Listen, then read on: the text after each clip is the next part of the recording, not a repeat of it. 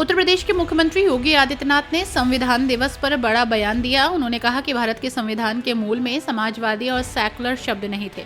संविधान दिवस के मौके पर राजधानी लखनऊ में एक कार्यक्रम के दौरान उनका ये बयान ऐसे समय में आया जब सुप्रीम कोर्ट द्वारा इन शब्दों को संविधान से हटाने की याचिकाएं खारिज कर दी गई हैं। सीएम ने कहा कि जिन लोगों ने भारत के संविधान का गला घोटने का काम किया था, जनता ने भी उनको सबक सिखाने में कोई कसर नहीं छोड़ी। भारत के मूल संविधान में सेकुलर और समाजवादी शब्द नहीं थे। बाबा साहब भीमराव अंबेडकर के संविधान में दो शब्द नहीं थे, सेकुलर और सोशलिस्ट।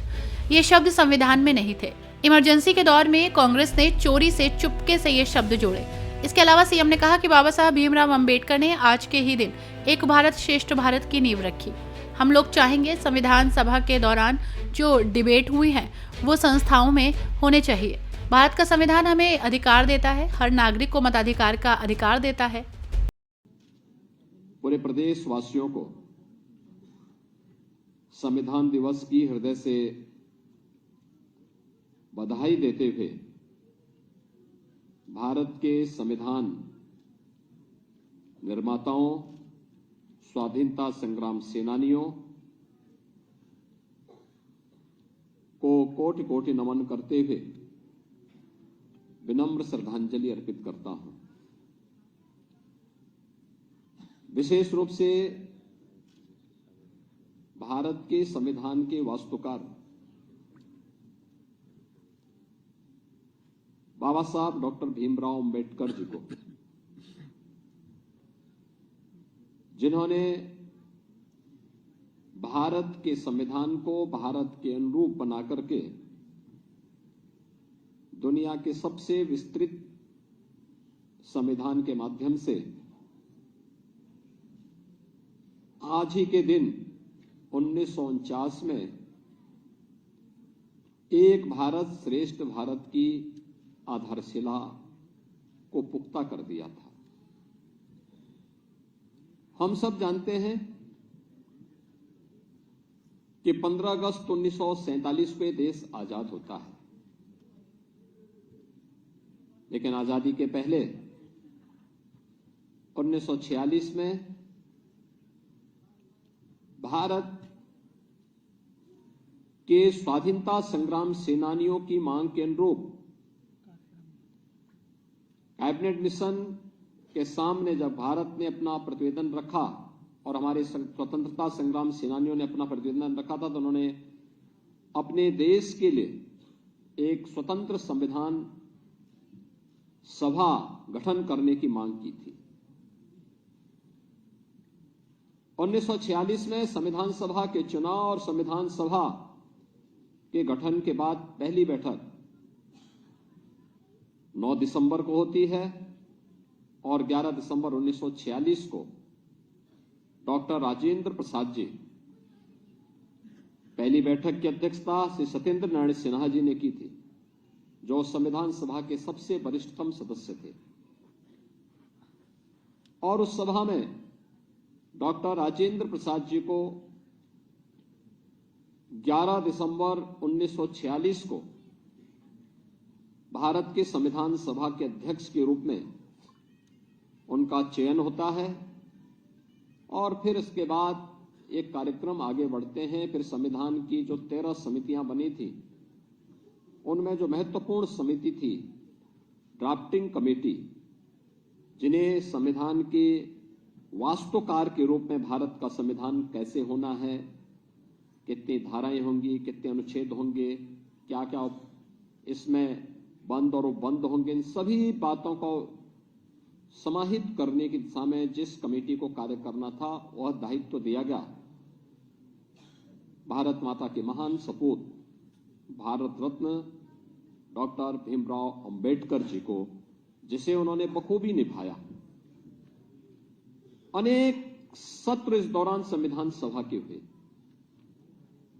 और भारत के संविधान के अलग अलग सत्रों के माध्यम से अलग अलग मुद्दों पर अलग अलग भारत की जनता के अनुरूप न्याय, समता और बंधुता के लक्ष्य को प्राप्त करने के लिए क्या कुछ हो सकता है, इसके लिए अनेक सत्रों के माध्यम से जो निचोड़ आया, कभी आप देखेंगे 10 वॉल्यूम में भारत के संविधान सभा में हुई विभिन्न बहसों पर कितनी सार्थक बहस है।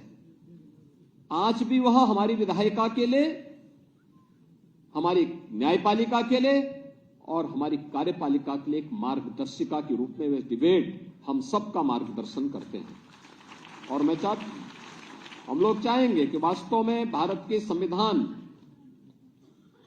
सभा के माध्यम से जो डिबेट हुई है, हर संस्थान में वे डिबेट होनी चाहिए। आपको उसमें मुद्दे मिलेंगे, तथ्य मिलेंगे, भारत की यात्रा के बारे में एक जीवन दर्शन को जानने और सीखने का एक अवसर आपको प्राप्त होगा। और अंततः उसका निचोड़ जो डिबेट हुई है, वे डिबेट मूल रूप से नहीं, उसका एक निचोड़ जो लेके आना था वह भारत के संविधान के रूप में बाबा साहब भीमराव अंबेडकर जी ने देश को दिया। 26 नवंबर 1949 को संविधान सभा ने संविधान अंगीकार किया और 26 जनवरी 1950 को भारत ने अपना संविधान लागू किया। ये हमारा सौभाग्य है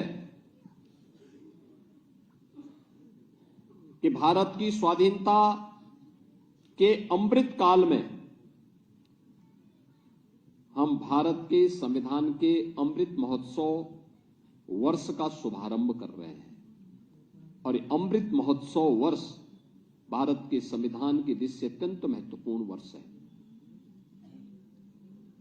यहां पे केवल नागरिक अधिकार की ही बात नहीं होनी है, बल्कि प्रधानमंत्री से नरेंद्र मोदी जी जिनके प्रयास से, जिनके दूरदर्शिता के कारण आज हम संविधान सभा का दिवस के इस आयोजन के साथ सहभागी बन रहे हैं, जिसे उन्होंने आज से 10 वर्ष पहले पूरे देशवासियों को कहा था, जब उन्होंने बाबा साहब भीमराव अंबेडकर के भव्य स्मारक के बनाने के कार्यक्रम का शुभारंभ किया था। तब उन्होंने कहा था कि समय आ गया है जब हम भारत के संविधान दिवस को भी एक सार्वजनिक महत्व का दिवस मान करके इस आयोजन को पूरी भव्यता के साथ आयोजित करना सीखें। और फिर उन्होंने नोटिफिकेशन जारी करवाया और नोटिफिकेशन जारी करवाने के बाद 26 नवंबर 2015 से संविधान दिवस का एक कार्यक्रम इस भव्यता के साथ पूरे देश के अंदर आयोजित हो रहा है। यह हमारा सौभाग्य है कि उत्तर प्रदेश में विधानसभा और विधान परिषद में हम लोगों ने नागरिक कर्तव्यों को लेकर के इस पे एक डिबेट भी करवाई थी। लगातार इन मुद्दों पर चर्चाएं हुई। 2019 में हम लोगों ने इस मुद्दे पर विशेष सत्र आयोजित करके इस पर एक दिन का पूरा सत्र ही नागरिक कर्तव्यों को लेकर के उत्तर प्रदेश विधानसभा ने आयोजित किया। महत्वपूर्ण यह है कि भारत का संविधान हमें अधिकार देता है, और कितना बड़ी बात है कि भारत के हर जाति मत मजहब के लोगों को, जो भारत का नागरिक है, उस हर वयस्क मतदाता को भारत के संविधान ने समान मताधिकार की शक्ति दी है। याद करना, दुनिया के तमाम ऐसे देश हैं जो अपने आप को आधुनिक लोकतंत्र का जनक मानते हैं, उनके यहां जाति खेमे में बटे हुए लोग थे। वे उन्होंने अपने यहां भेदभाव किया था, उन्होंने अपने प्रत्येक नागरिक को वोटिंग का पावर नहीं दिया था। लेकिन भारत ने जब पहला आम चुनाव 1952 में होता है, तो हमारे इस महान संविधान के नाते भारत का हर वह नागरिक जो वयस्क मतदाता था, उसको मताधिकार का एक समान अधिकार प्राप्त हुआ था। ये भारत के संविधान की देन है और बाबा साहब भीमराव अंबेडकर की देन है। याद रखना, दुनिया के अंदर आधुनिक लोकतंत्र के जनक कहे जाने वाले उन तमाम देशों में महिलाओं को मताधिकार की ये शक्ति भारत से बाद में प्राप्त हुई और अब तो भारत उससे भी आगे बढ़ चुका है जब प्रधानमंत्री मोदी जी ने नारी शक्ति वंदन अधिनियम पारित करके आने वाले समय में विधायिका में जाने वाला सदस्य 1/3 अब केवल पंचायती नहीं बल्कि महिला सदस्य भी संसद और विधानसभाओं में चुन करके आने वाले समय में परिसीमन के बाद जाएंगे। यह अधिकार भी प्रधानमंत्री मोदी जी ने दुनिया के अंदर सबसे पहले भारत के अंदर दिया।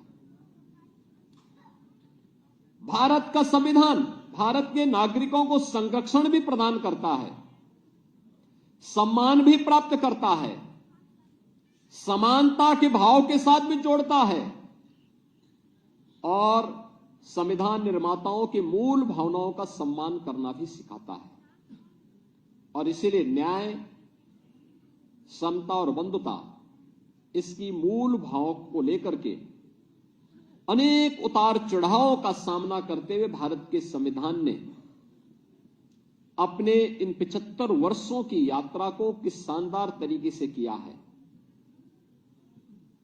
कि जिन लोगों ने भारत के संविधान का गला घोटने का काम किया था, जनता ने उनको भी सबक सिखाने में कोई कोताही नहीं बरती है। आपने देखा होगा किसी भी संविधान या किसी भी पवित्र कार्यक्रम की आत्मा उसका उद्देश्य होता है। भारत का जो मूल संविधान बाबा साहब भीमराव अंबेडकर ने जिसे 26 नवंबर 1949 को जिस संविधान को अंगीकार किया था, याद करना, उस संविधान में 2 शब्द नहीं थे, सेकुलर शब्द भी नहीं था और समाजवादी शब्द भी नहीं था, सोशलिस्ट शब्द भी नहीं था। कांग्रेस ने चोरी छिपे जब ये देश के नागरिक अधिकार निरस्त किए गए थे, इमरजेंसी थी, तब इन 2 शब्दों को भारत के संविधान में डाल करके भारत के संविधान की आत्मा के गले को घोंटने का काम कांग्रेस ने किया था। और इसीलिए जो लोग देश की जनता को गुमराह करते हैं, उन लोगों को बताए जाने की आवश्यकता है कि देश के प्रति इनकी भाव क्या है। इनका चेहरा लोकतांत्रिक दिखता है लेकिन वास्तव में लोकतांत्रिक नहीं। यह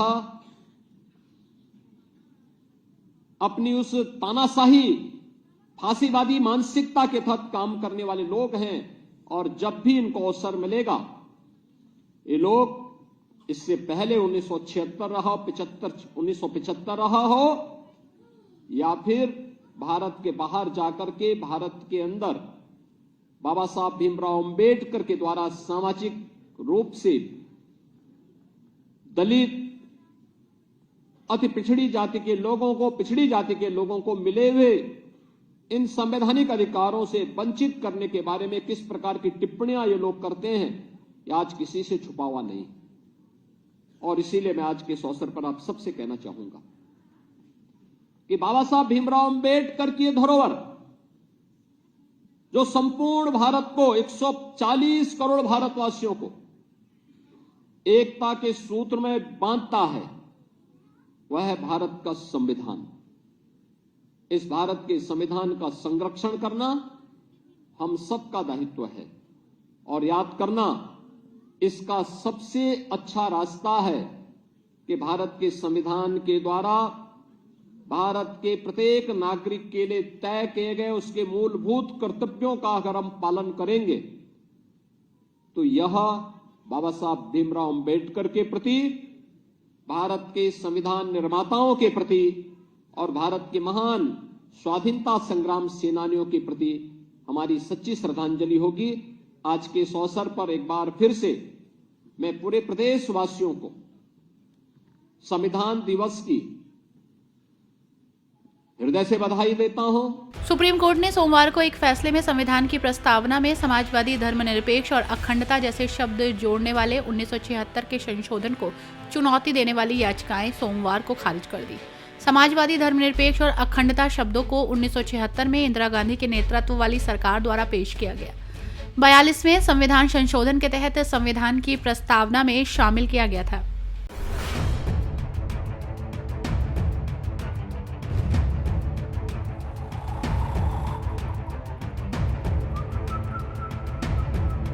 हर बड़ी खबर का असली एड्रेस है खबरनामा, इसलिए हर न्यूज अपडेट के लिए सब्सक्राइब करें और फॉलो करें खबरनामा और इस वीडियो के लाइक बटन को प्रेस कर इस वीडियो पर कमेंट के जरिए अपनी राय देना ना भूलें।